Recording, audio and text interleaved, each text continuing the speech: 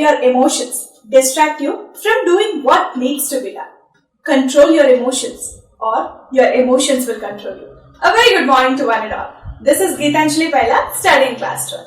As I said before, emotional health is an important part of overall health. People who are emotionally healthy are in control of their thoughts, feelings, and behavior. They are able to cope with life's challenges. Being emotionally healthy doesn't mean that you are happy all the time.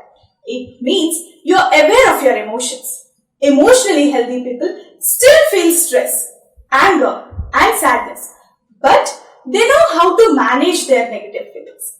If emotions aren't in our control, we may feel depressed, stressed, tensed, etc. Emotional balance plays a major role in one's life.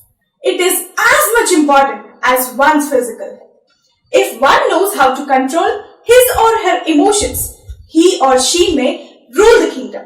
It is as powerful as such. If you think you aren't able to control your feelings even after listening this, don't worry. I'm here to suggest some tips to improve your emotional health. So here we go with this. Point number 1. Be aware of your emotions and reactions. Notice what in your life makes you sad, frustrated, or angry. Try to address or change those things. Point number 2. Express your feelings in appropriate ways. Let people close to you know when something is bothering you. Keeping feelings of sadness or anger inside adds to stress. Point number 3. Think before you act.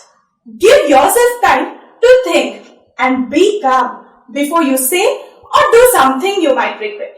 Point number 4. Manage stress.